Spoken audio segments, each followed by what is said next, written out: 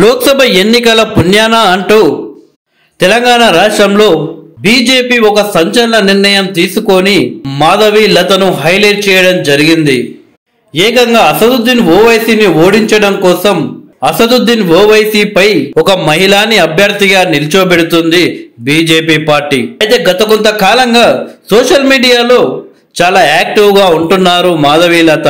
ముఖ్యంగా హిందూ ధర్మం గురించి, సాంప్రదాయం అలాగే సంస్కృతి గురించి టీవీ ఛానల్స్ లో చాలా అద్భుతంగా మాట్లాడుతుంటారు మాధవి లత గారు. అయితే తరచూ మాధవి లత ఇంటర్వ్యూలు సోషల్ మీడియాలో వైరల్ కావడానికి కారణం ఏంటా అని ఇన్నాళ్ళు తెలుగు రాష్ట్రాల ప్రజలు ఆలోచించేవారు.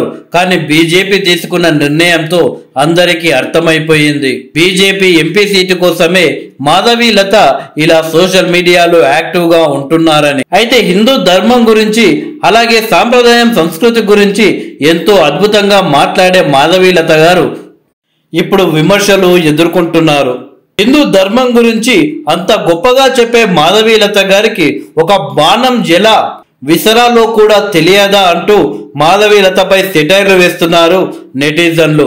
ఎన్నికల ప్రచారంలో భాగంగా మాధవి లత గారు ఒక చోట బాణాన్ని తీసుకొని విల్లుని ఉల్టాగా పెట్టి బాణం విసురుతున్నట్టు ఒక ఫోటో దిగారు.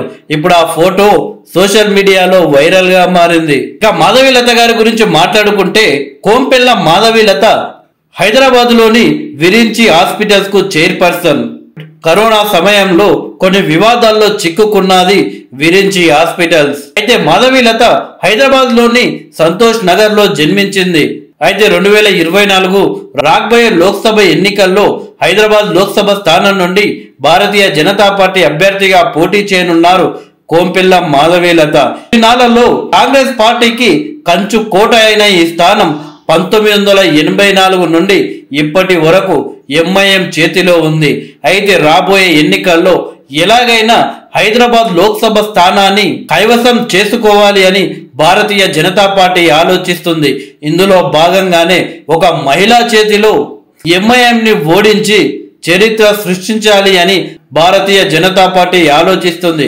ఇందులో భాగంగానే మాధవి లత సైతం తనదైన శైలిలో ప్రచారంలో దూసుకు వెళ్తున్నారు. మాధవి లత అలాగే అసదుద్దీన్ ఓవైసీ మధ్య బిగ్ ఫైట్ నడిచే అవకాశం ఉంది. ఒకవేళ అసదుద్దీన్ ఓడిపోయే అవకాశాలు కూడా సర్వేలలో కనిపిస్తున్నాయి.